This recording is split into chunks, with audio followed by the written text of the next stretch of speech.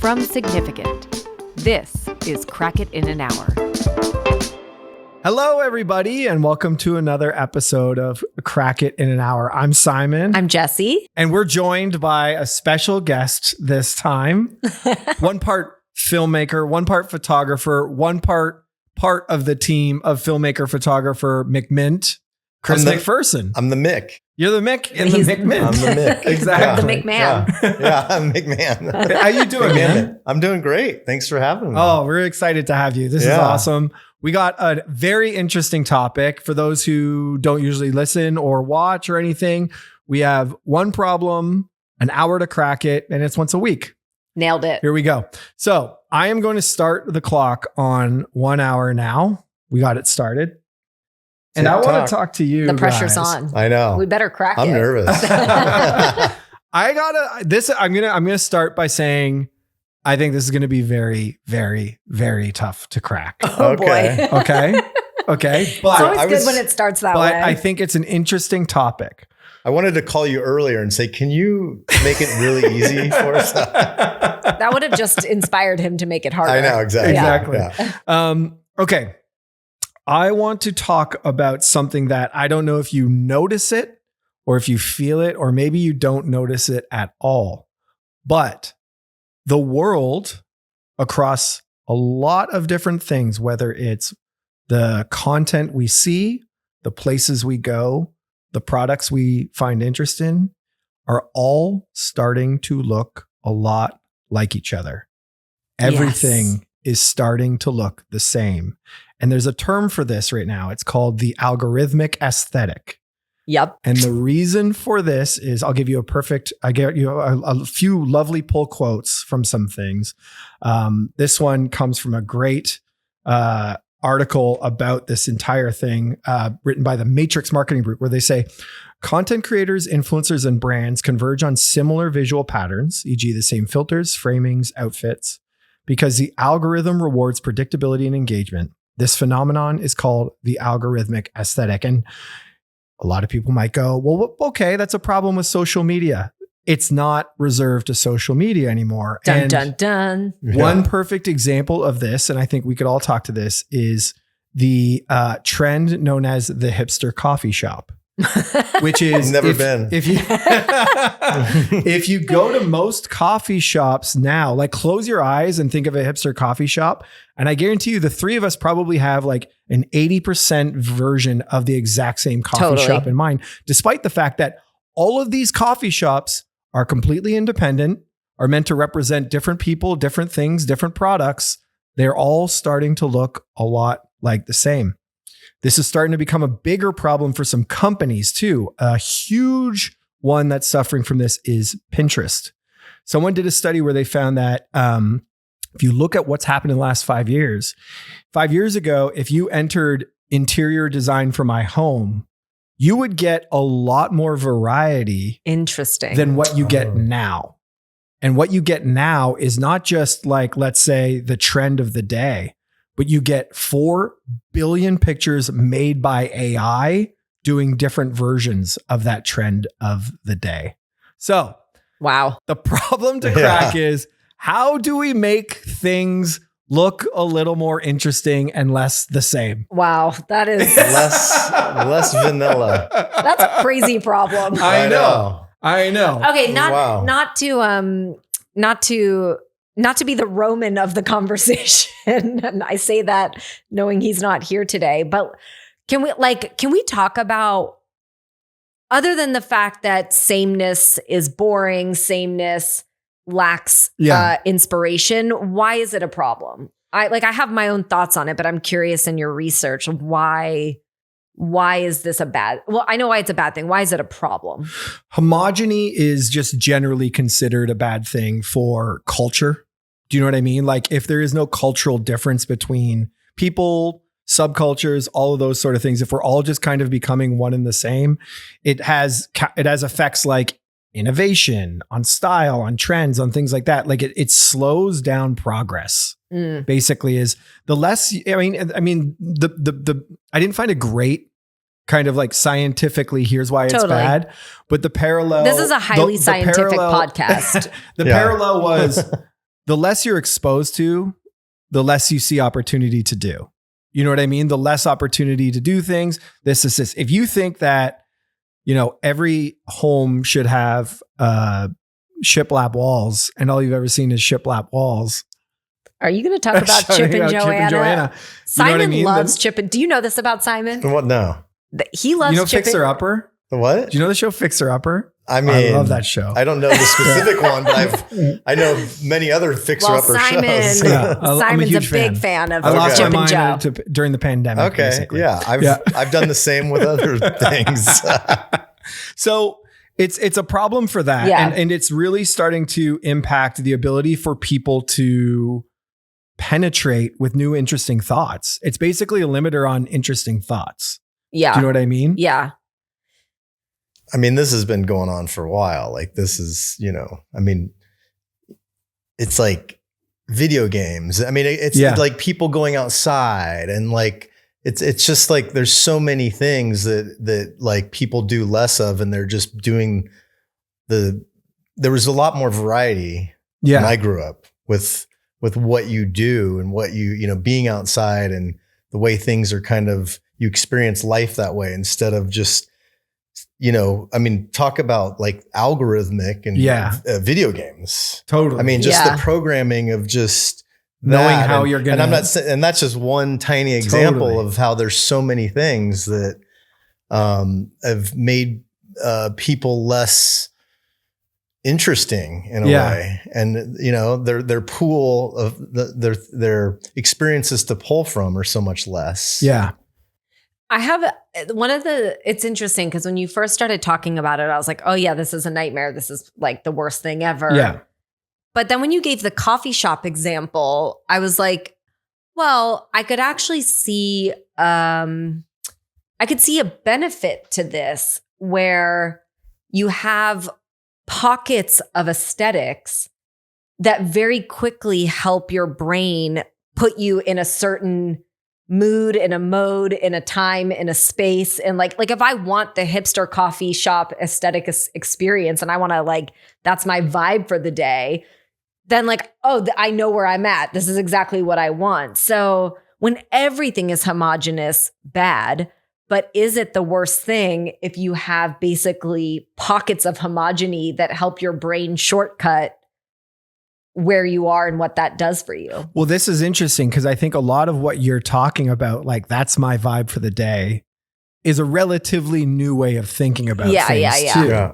You know what I mean? Like, I think that's a product of this state that we're in right now. Yeah, because that's kind of interesting. Like now I'm seeking different, wildly different vibes because it's hard to come across. That's it's literally. I want to have a really bougie day. But I mean, I agree. I think the thing that it really, there's this funny thing that I was reading, which is it was this sort of hot takey thing where it was people say they seek authenticity, but do they? And I think that's a little bit of what you're talking about, right? Which is people the taste. There is nothing authentic about the boho chic Venice Beach style coffee shop happening in Dallas, but there's a whole authentic thing in Dallas that could be interesting that, is not having the room to breathe because everyone wants to experience the Venice boho chic coffee shop. Yeah. You know what I mean? Man, it's so, go ahead. No, I was just thinking that was my thinking. That was your thinking sound. That was my thinking sound. My brain was going to work. At what point because I imagine most visual things take inspiration from something from the past, right? I guess this is about to enter the conversation of, is there anything original anymore, which is a whole other topic. Well, I think but depends on what drugs you're taking. Going. Yeah. Keep talking about that though, because I'm interested to hear where you go. Well, I just was thinking there was a part of me that was thinking, are we surprised? There's AI in the algorithm, which I feel like is a fight I can't fight, right? I mean, the Pinterest example is you can try. Really, I mean, I'm secretly working on taking it. No, I'm kidding. That's my side business. But I was just thinking about how everybody is pulling from sources of inspiration. And when you all are pulling from the same sources of inspiration, is that part of the problem? Yes. And so then where does inspiration come from when it's always historically came from history? But you're saying history like we're all grabbing from the same bucket. Yeah, that's true. There's Like- so many. Like that's the thing is like I could show you stuff. I'll give you a perfect example, which was there's a Canadian author and artist named Douglas Copeland. He coined the term Generation X. He was very famous, and he made this really cool art installation called Portrait of Canada. And all it was this idea of I'm going to go into a house that's it's called a Vancouver special because it was just a house made all over Vancouver. And then I'm going to fill it with artifacts that if you're from Canada, all of this looks so mundane. But if you're not from Canada, you're like, what the heck is this weird fun house? So like, that's a perfect example of like my history would be wildly different from yours. Yeah. But the problem that's happening now is if our kids are experiencing the same, I know this is a mundane example, but bear with me. If our kids are experiencing the same experience of a coffee shop with no sort of flair of difference, right. What does that inform about the future when there's, to your point, you're now like everything is getting smaller and tighter and less interesting. You know what I mean? Yeah, that's really why it's interesting. good to get out more. Absolutely. Because it's kind of like when you're in your own bubble, in your own zone, you're just seeing that. I mean, that reference that you made with the guy in Canada. Yeah. And that's like me being a photographer. It's like, you know, I could be, I mean, I've lived in LA for more than half my life and I still find it very interesting, but way less than when I go to other places. Yeah. Mm-hmm. You know, and it'll, you know, I get sparked a lot more. I get like different ideas start popping in my head. And that's, I mean, you can relate that to just, you know, so many things, but I think like, I mean, and there's a lot of times where I'm just like, I need to go on a road trip or I just need to go drive. Yeah. I need to get out of my zone. Yeah. You know, and I need to go and you go out of your zone and out of the big city and you're probably not going to have that hipster coffee shop. No, it's just going to be a mom and pop, whatever. Yeah. Yeah. You know? Yeah. And there might even be some old shit in there that's like, whoa, that's really cool. And that's like, you know. Yeah. What do you do to fill the cup? Like what are the things, do you find inspiration and new stimulus? Not, you know, not really online that much because we spend so much, we already have to spend so much time on the computer. I know. Just with your job, with whatever. Totally. Like just for me, like, you know, reaching out to people, marketing, you know, updating stuff, doing my social media. It's hard for me to get inspiration that way. I need tangible things, books. I've, you know, a bunch of books. That's the easiest go-to is when I'm just like, say I have a shoot coming up or I want to, or an idea for a shoot. And I'm just having a hard time with it. I'll just like look through my books and grab a book and start flipping through them. And and I might not get the exact thing, but it does something to just kind of like, And then the other thing is, I don't know. I'm also, you know, I'm such a product of like the 70s and 80s. Right. So it's like, to me, getting outside is such a big thing. Going on a walk. What is outside? What is, what is that anymore? I know. Is that where you came from when you came through the door? Kind of. I very quickly from my car.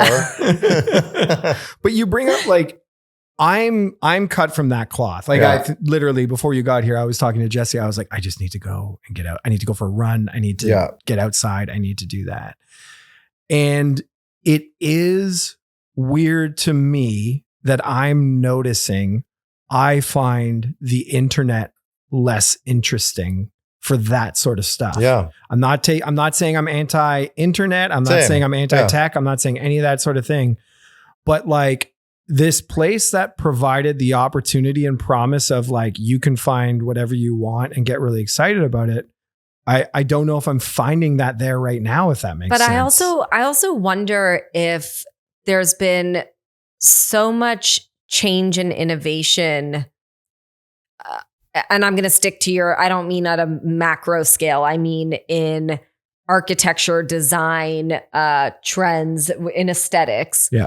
That now the differences are going to lie in the details, in the little things. And I feel like, I don't think there's going to be, I don't know what the hell do I know about the future, but it's hard for me to imagine that you're going to see a completely like, whoa, I've never seen that thing before when it comes to, let's use the coffee shop example. But now the interesting things are going to be in the details. And that's where we have a problem, I think, as a society, because we're not paying attention. We're just looking for like the quick stimulus, the quick hit, the like, I walked in and it's like a pink room from top to bottom. And you're like, that's the punch in your brain. Most people aren't very detail oriented anymore. Like seeing it's the little things. True. And I feel like that's where the differences are going to be. If we think about how to like, what's the opposite of homogenize? Dehomogenize? Yeah.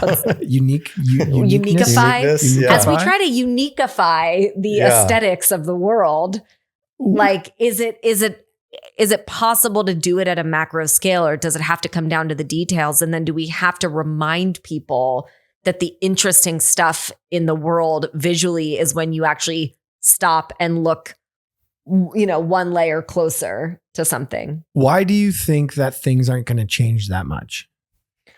It's not that I don't think they'll change. I just think that reinvention, I don't know. It's hard for me to imagine. I feel like now we've gone through, like, change has happened at a much larger scale, much quicker, right? Like, as time goes on, things that would have taken 100 years are happening in like 5 years. Right. And so we've seen a lot of evolutions in things very quickly. So at some point in my brain, I mean, like I look at all fashion, and where we are right now is very much like, we're just now cycling back through the 90s. Then we'll go to Y2K. And then by the time we're done with Y2K, we're going to be like, back here again. Back here. And it'll be jeans are back. Yeah. Woo. Yeah. And so I guess I'm like, I don't know. I'm a little lost in my thought, because it blends. Is originality dead? Could there be like, look, I think there's always going to be an abstract take on design that feels, whoa, what is that? That's different.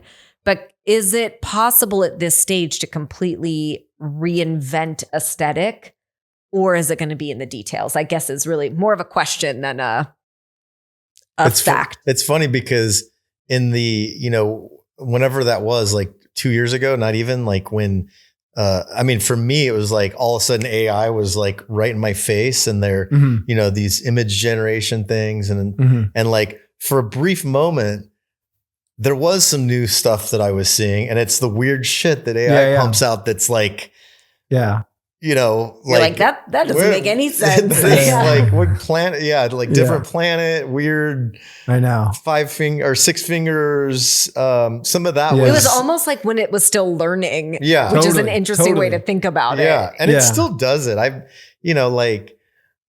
Like there's, I play with it every once in a while, just, usually just for ideas. Sometimes I'll take a still photograph and see, like, because you can animate it a little bit. Yep.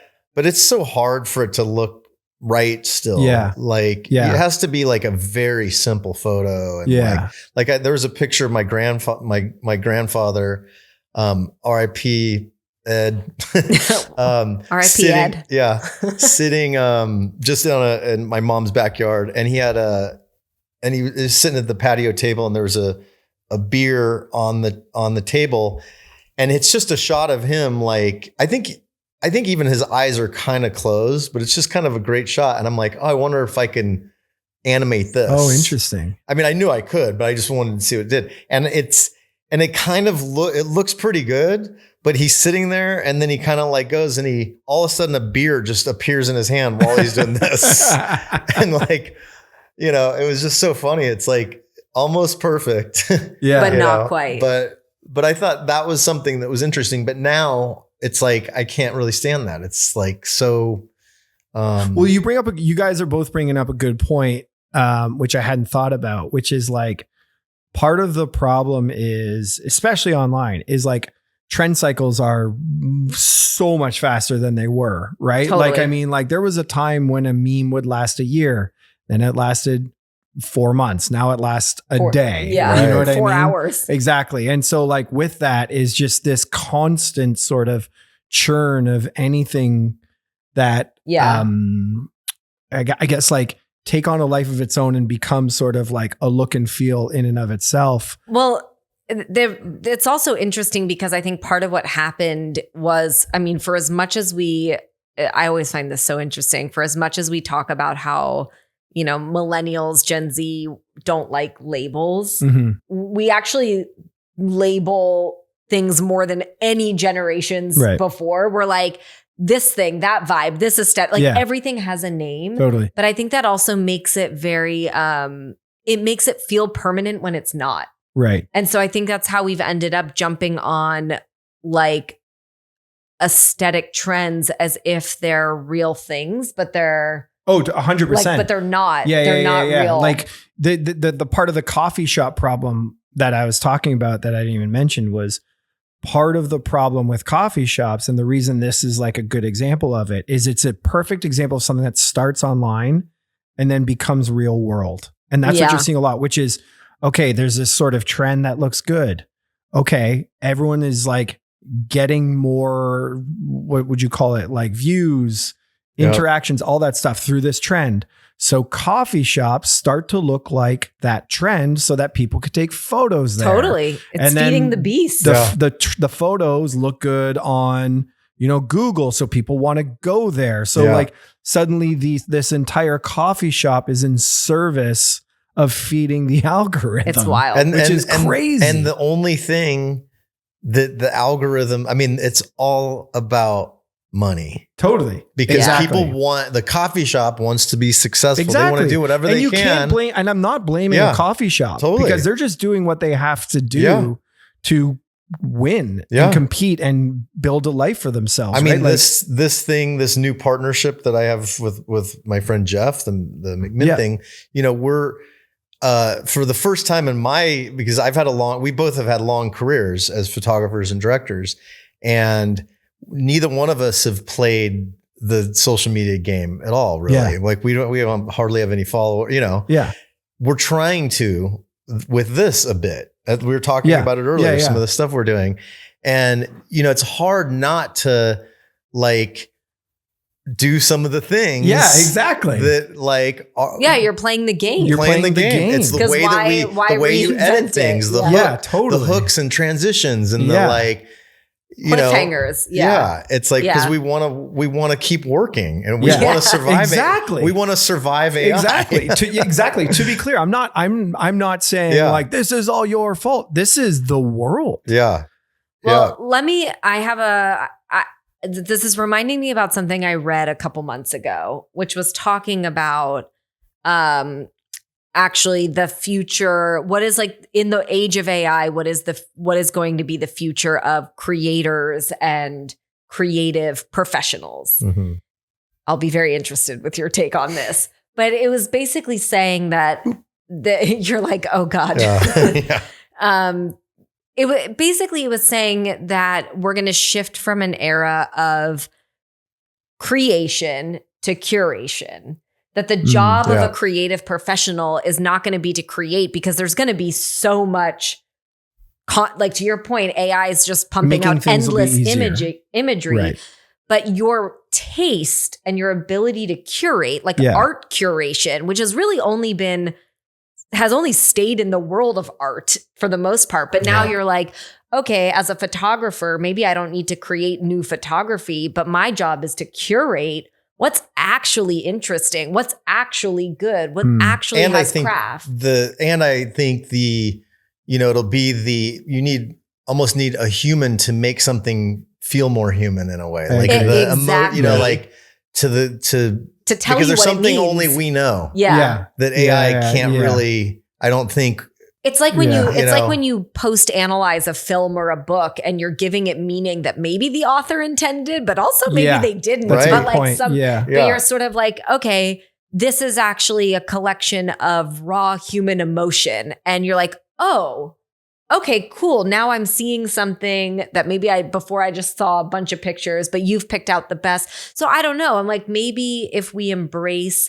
I think we're very afraid as creative professionals, and I'll just throw myself into that category. But I think as creative professionals, we're afraid for creation to not be the thing anymore because that's been the thing. But I wonder if we start to embrace the job of being curators with taste and a point of view, if that would actually be the faster way to break down that homogeny versus thinking, I just need to make something new and different. Because making more stuff, I don't think is going to feeds the problem. It's just going to feed the problem. So maybe the job is not making more stuff, but it's actually beginning to sift, to curate. So to compartmentalize. This is getting to some interesting places because the reason I said I think this is going to be very hard to solve off the top was I was like, fundamentally, this comes down to the problem that we were just talking about, which is that like, how do you say no to things that will help you succeed at the thing you're trying to succeed at,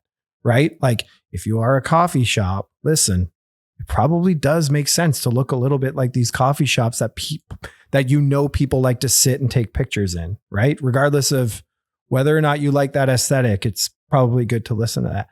So how do you, I guess, monetize either what you're talking about or monetize the opportunity to be different?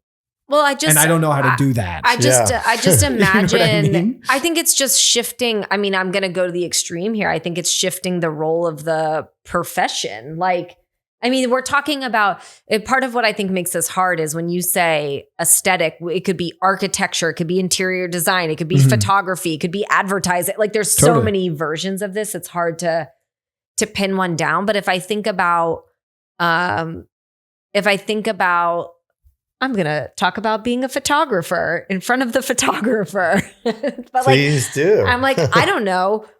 What would happen if people were hiring you not to take photos, but to curate the right photos to put a point of view on those photos and to help give meaning to those photos and maybe to say to maybe it helps then spark an opportunity for some more creation within that thing that you've identified, but they're not hiring you to create.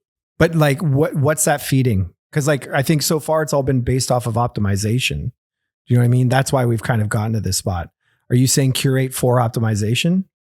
I have no idea what that means. Like like this algorithm aesthetic, if you will, is basically built off the fact that people are making things all look the same because that's what the algorithm wants. And that sort of becomes the key to success for a lot of But I think that's people. What makes that's what's different about a curator.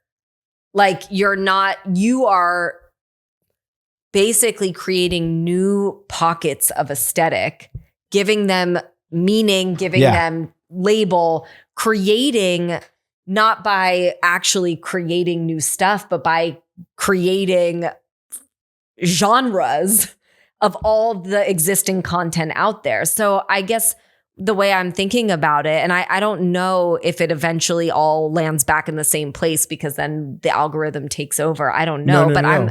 I think that if we begin to think about the curation of different, of being able to have a point of view of what is interesting, what is different. Maybe if you pair this with this, it gives it a different meaning. It's curating. Does that begin to pull apart That's interesting. the aesthetics of the world? I don't know. Am I like destroying your entire career over here? No, I think it's really interesting. But I keep thinking of like what it's leading me to think of is like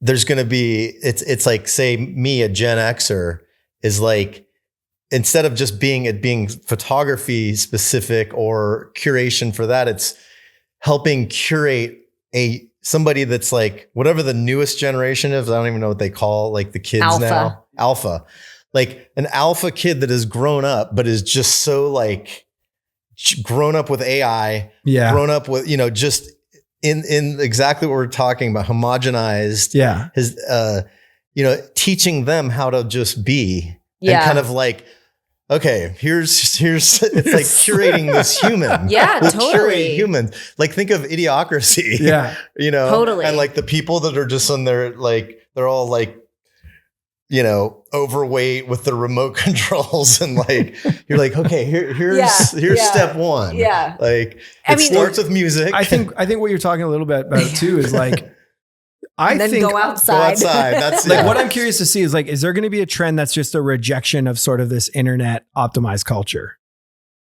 Because I'm sure for sure, but then I think that I don't know if it's ever that becomes mainstream. The rejection. No. But then if in that culture there would inherently be more room for new things, right? Because that's the problem right now is you're seeing a consistent stimulus over and over and over that feeds itself, rather than like if people, let's pretend we all turned off the internet tomorrow. And and I'm not saying that's ever going to happen. So let me be clear. I'm not being like, everyone turn off your phone. You never know. But wasn't there a threat recently about the grid?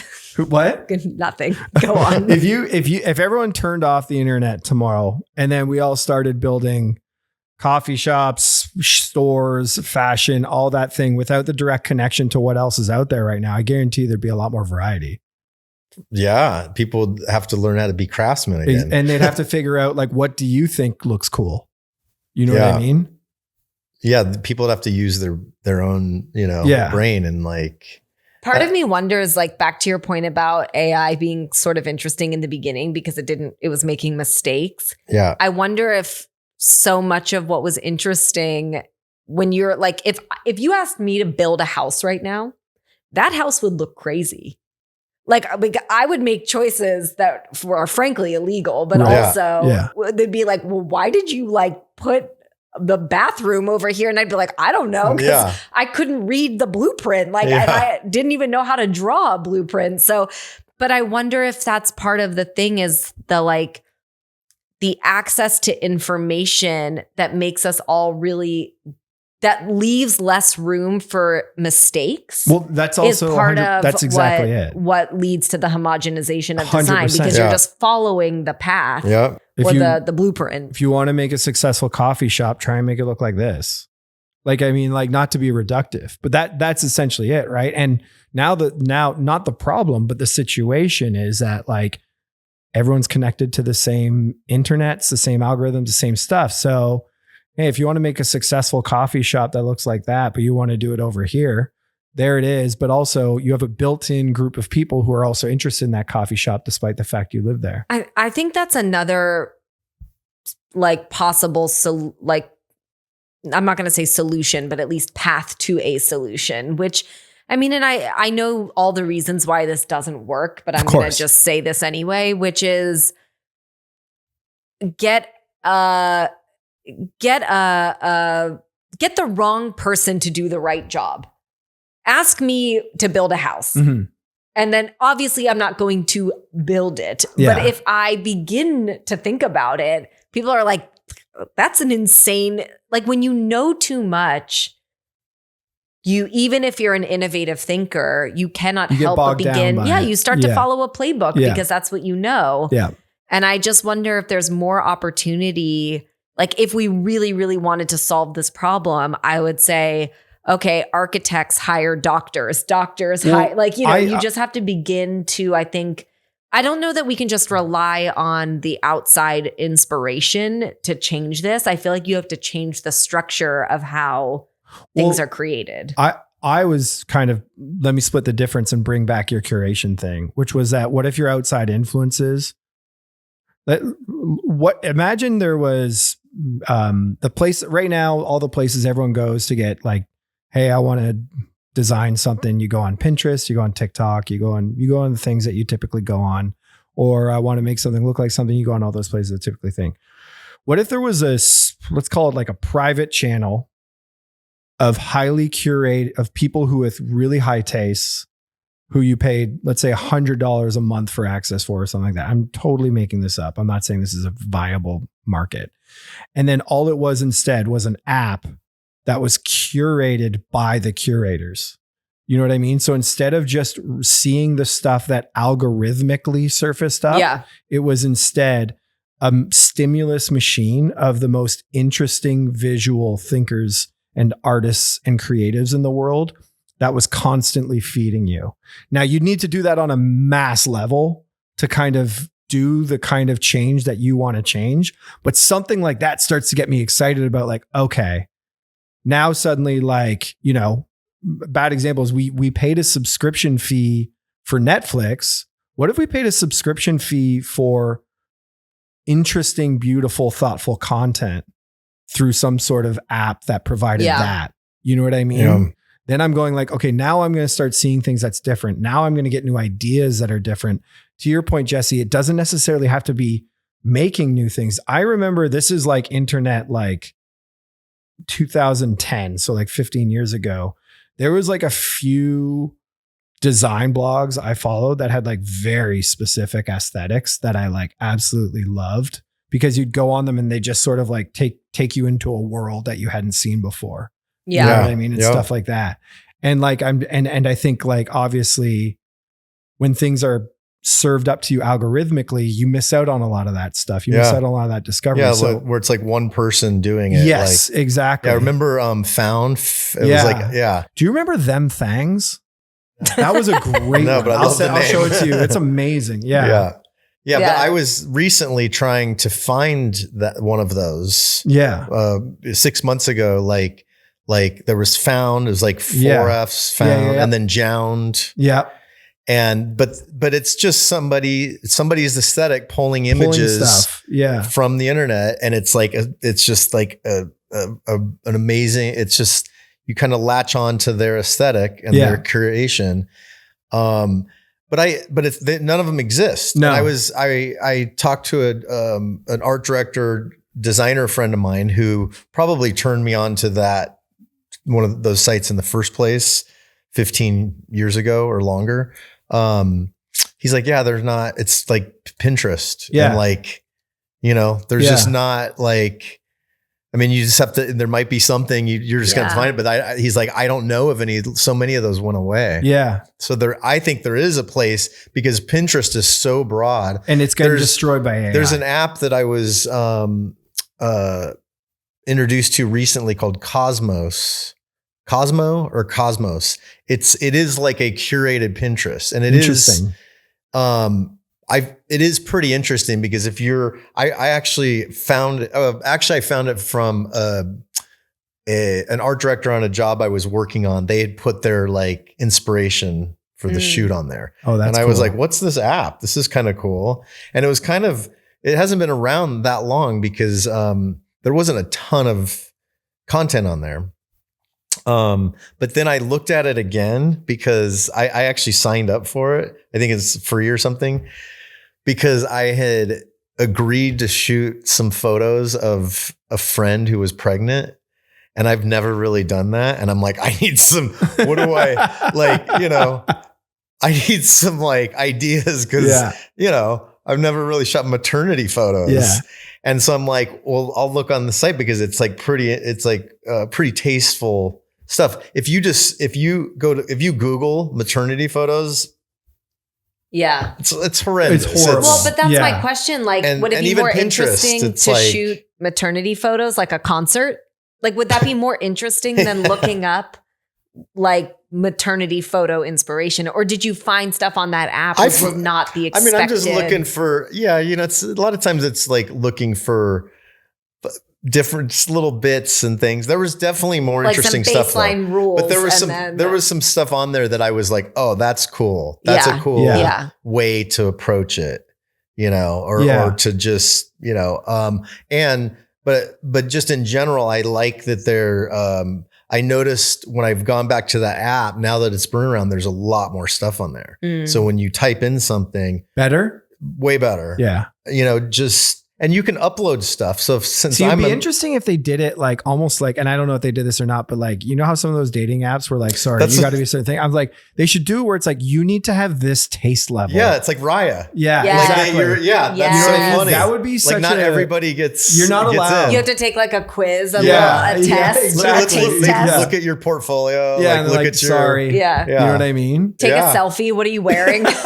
Ooh, I don't know. There's gotta be somebody curating it, for sure. But I love that, like, because here's I'm trying to go to solutions now, and I know this is impossible. But I think what you're talking about a little bit is the act of searching rather than being served. Yeah. Yes. And I think the act of searching inherently produces more unique stimulus than when things are being fed to you. Because the problem is, out of no problem, I keep saying problem. The situation is when they know you like something, they're just going to give you more of the thing you like. And that's understandable. Have you ever seen that, I mean, this meme comes in many, many forms, but it's basically like, oh, here, like I saw you liked a frog photo. So here's another frog photo. And you're like, oh, no. I just sneezed and like paused for a second on that. And they're like, oh no, but you're like really into frogs though, aren't you? And you're like, no. Like I just like literally I sneezed and it's like, well, here's like 70,000 more things of frog. And you're like, I guess I'm into frogs now. And It's then the suddenly you're worst. like, Instagram's the worst. It's the like worst. you go to It's the search worst. something and I'll like be searching something and then all the stuff comes up that they think that you're, and I'll be like, nothing upsets me more than when I accidentally click on something and then I'm like, no, this is going to haunt me for weeks. I like expanded to read like fun music history fact. And now I've had like my feed destroyed by like fun music fact, fun music. And I'm like, I'm not that interested into fun music and facts. you literally have to go in and be like, unlike or not interested. I do that. I do that too. Cause I mean, also what I've realized is that is just not the place for inspiration. Yeah. No. Because it's just, you have to go to outside sources because it's just feeding into what they think that you want. I think you're touching on it right there. Yeah. Which is, how do you build sources of inspiration on the internet? Again? Question mark? Again. Again. We can knowingly. You know what I mean? Okay, but fun fact, if you ever want to convince somebody to do something, like let's say you really want a mini dachshund and your husband says no, but then you DM him a couple, It just grabs and him. then next thing you know, he's sending you mini dachshund photos This because his happened to me. algorithm just keeps serving them to him. And you're like, wow, how did that happen? This happened with my girlfriend because I used to have French bulldogs. And we actually, today is our 4-year anniversary, my girlfriend and I. Congrats. Congratulations. A couple years ago, or probably the first 2 years of our relationship, I would talk about, especially Steve was his name, was my first Frenchie. And I would talk about him, and I didn't have a dog when I met her. She had a little Shih Tzu, and I would just talk about him. She didn't really know anything about Frenchies. And she's like, oh yeah, the Frenchies. But then every once in a while, she starts sending me stuff on Instagram, a post. And then and then my inbox is just Frenchie stuff. Yeah. So then it totally did what you're talking about. Yeah. Is she started to get more interested because her feed is all Frenchies. And then it became, now it's her idea. It became her that starts sending me adoption. Yeah. Like, here's another Frenchie to adopt. And I'm like, what are you doing? Yeah. And it This works. works. Guess what? My friend, our Frenchie, we have a Frenchie now, and he's turning 2 on Friday. So it worked. What's his name? His name's Enzo. It's interesting, right? Like, I mean, like all of the reasons for it, like I don't dispute. Let me ask you this. What's the last time, and I'm not saying like this is a lost thing, like I can't imagine. When was the last time that just comes to mind off the top of your head that you saw something interesting or different that inspired you or sparked a different thought or something like that? My God. Long pause. I know this is a longer pause than I was expecting. Oh, I thought long pause. I thought that was like a product for dog feet or something. That's a good idea. Right, long pause. Man, I don't know. Is there a movie, a film, a TV show? I'm like sitting here art? like brain farting on the movie that I'm trying to with Michael B. Jordan that came out like it's Coogler directed it. Yeah. What's it called?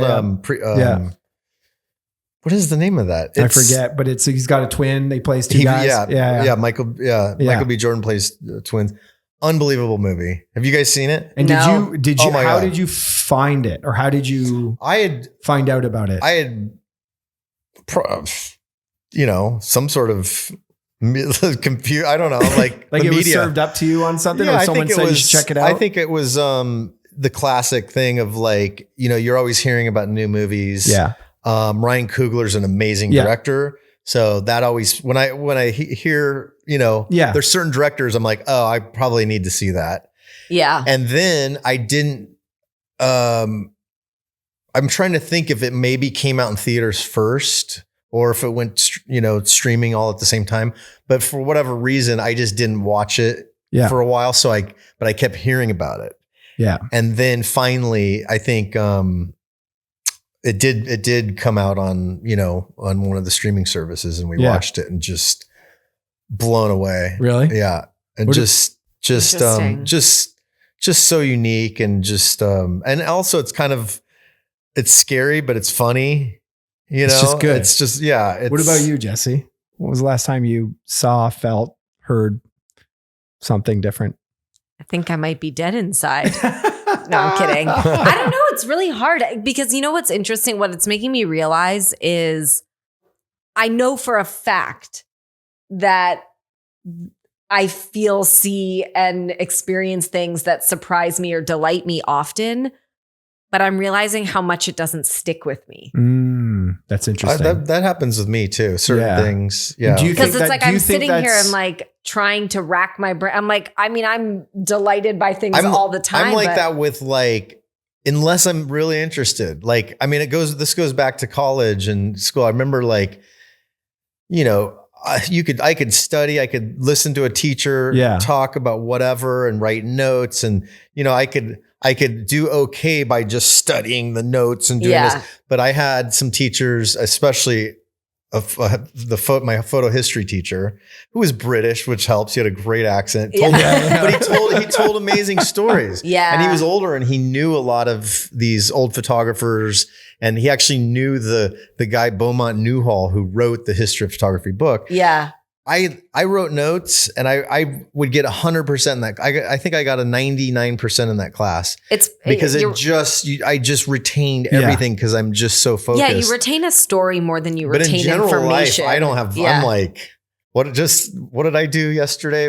I'll watch a movie and be like, I don't remember. Oh my God. When I have to recap a movie or a book, I'm like, I'm reading this amazing book and someone's like, what's it about? And then I try to describe it. I'm just glad you didn't dig in on that movie because I'm like, I don't remember anything specific. But I guess part of it is not just, at least for me, it's not just that it's hard to remember.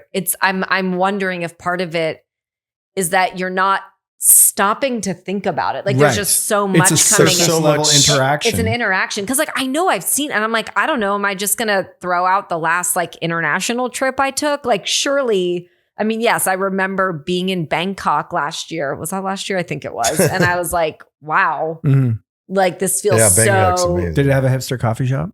I don't think I drank any coffee in Bangkok. Just the little bottles of Red Bull, the OG Red Bull. Exactly. But I'm like, I know between then and now, there's been other things. There's been things, but I can't think of it. Yeah. Maybe that's part of the whole thing of I do think it is. I think it is. People don't have the attention because there's so much thrown at us all the time. I'm always admire when, because we all know people that like have an amazing ability to retain everything that they see, and I'm always in awe of that. But I think it's less and less and less. Everybody has ADHD now. Like how many people I never heard that when I was younger. Yeah. I mean, you hear of the little crazy twitchy kid that had to be on lithium,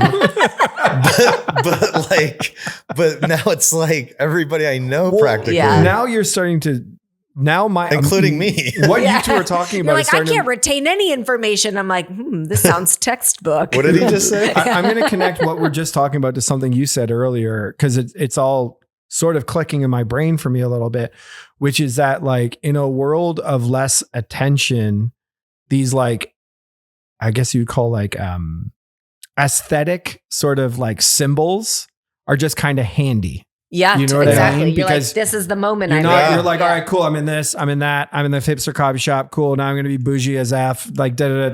You know what I mean? Sort exactly. Of thing. Yeah. Because they're like mental shortcuts. No one's actually thinking deeply enough. Yeah. And it's the same thing you said earlier about details, which is like in a world of ADHD, no one has time for details. No one's looking at the details. No one's appreciating the details. Because it's not just a mental shortcut. It's like, okay, this helps. This is a comfortable feeling. This is a nostalgic feeling. Yeah. This is a unique feel. Like you're kind of looking for those, but you're looking for somebody to just hand deliver it to you, and you want your brain to get there faster. So you know what I will say, actually? I mean, this is going back a little bit, but I went to I think it's the original Meow Wolf in Santa Fe, New Mexico a couple years ago. And it really blew my mind. Yeah. Like that. And I know that I didn't even scratch the surface. Cause have you ever been to Meow Wolf? No. Oh my. I think I did. I don't know if they ever do like just little exhibits. Like, did they have an exhibit? They have one in Vegas. Okay. Yeah, I don't know about like little ones. Not tiny. I've not been to one and they're all different. Yeah. Like the Vegas one is a grocery store sort of whatever. That's what I saw, the grocery store thing. But I think they had it at like LACMA or they might have done or something. Yeah. So in what I always found really, I mean, just you can just go in there and visually like your brain will explode. But if you want to, they even have not like scavenger hunt, but almost like storytelling scavenger hunt. You could follow an entire story plot through the Meow Wolf experience, but it is not guided. It is like fully self discovery. Like it forces you into this bizarre out of body, both visual, but also what else do I want to uncover here experience? This is why that company has done so well. Yeah. Because it's these immersive experiences, like you're there. It's something, that you have to visit. And I think that people, I agree. I think crave that. It's why also, in our world in marketing, immersive is huge right now. Yeah. Right. And I think we're all kind of weirdly touching on it, which is like, sadly, anything that's kind of consumed through a phone right now is like you're consuming it on a brain level differently. Yeah. Than when you have to put your phone away, you have to focus on your surroundings, you have to think about what you're seeing, you're engaging on a higher level. Yeah. And I think what we sadly, I think like this was meant to be a conversation around aesthetic, and I think in the end it ended up being about kind of like human engagement and interest and art attention form, and all of these things that are very high level. But I think like what I'm starting to feel a little bit is that to be different is to require more engagement. And we are, as a society right now, are not a particularly high engagement society. We are and it's getting worse. It's going to be getting worse too. And we also don't reward being different. Yeah. Like I agree. I think it's hard because I've always found the concept of belonging quite interesting, frankly, because it's like, an original sociological, like human driver, right? To belong. Yeah. But that just meant to be part of a family object unit, like a community, like being part of something bigger than yourself, something that you contribute to.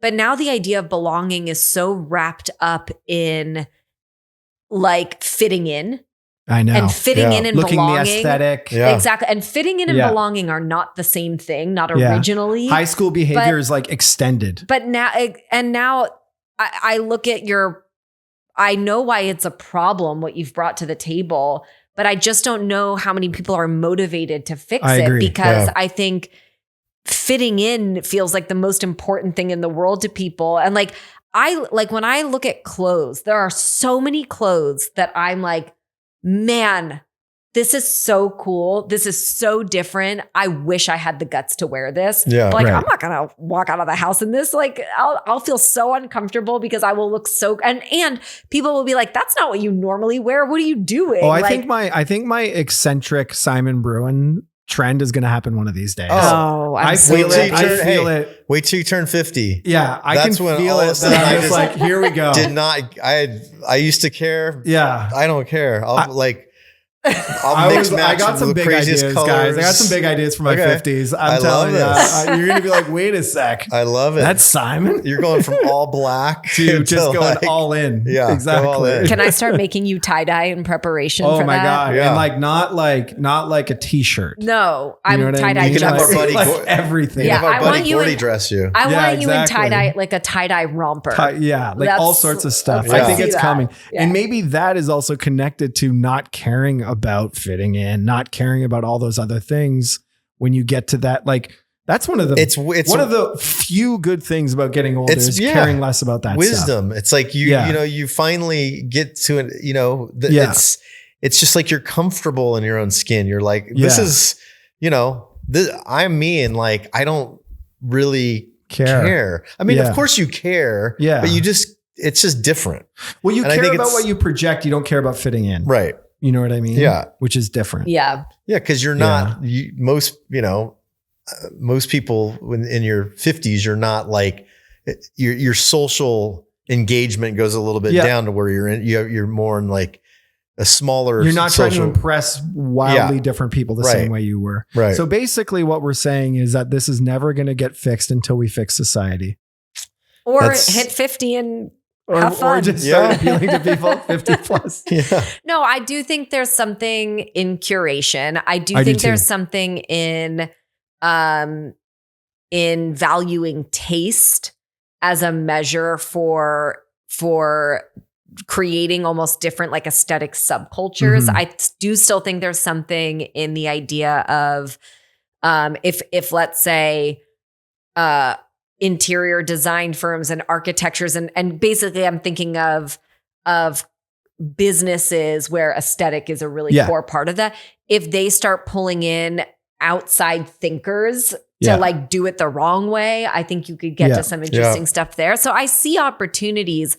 I just think it's going to be, I think you have to feed it to people. I forget the exact word. Like one of you said the thing about there's a difference between feeding it to people versus making them search for it. And I think that's searching the behavior versus just receiving. Yeah. And I think that's the behavior that's going to have to shift a little. And I think people's curiosity will come back, but they have to know that something different's out there. Because right now when I search Pinterest, for example, next thing I know, I'm in a rabbit hole where like the funny thing that's always been weird to me about not weird, but you click on a thing and then it serves you other stuff like it. And then you click on that thing and then you get, and then you're like, I just went like 27 pages down a rabbit hole, but I never actually saw anything like different. I think it's also, for me, it's like, I can only do what I can do. And what I think is something that's helpful for younger people is to like, it's almost like I said, be a teacher, be a mentor to people because there's not a lot of people. It's hard for younger people to find mentors. Like I was so fortunate. I had a lot of older mentors coming up, but I find that I hear this a lot. I'm just speaking in my world for sure with photography and, and directing in that, like, but I think that it's like keeping that kind of the things that we know from, cause we're old enough. We didn't have cell phones, and And that's where it all kind of starts in the internet. And we didn't have internet, it's like, and I think, I shot these kids not too long ago, and the kid, he made some comment about film. And I said, what do you mean by that? And he said, well, okay, what is it? And I'm like, what? And this is an 18-year-old. And I'm like, what do you mean, what is it? And he's like, I just don't really understand what it is. Wow. And I was shooting them, and, I had my digital camera, and, but just, I won't go into the details of that, but it was just like, not that film matters. No. It wasn't like a put down, but it was jarring. And it also doesn't, it's not going to change, but there's just something about like that, slowing things down that I think younger generation doesn't really understand. They're just on to the next thing. Do you think that there are things right now that have been untouched by algorithmic aesthetic? Like, I'm sitting here as you're talking and I was looking at all of your tattoos. Question.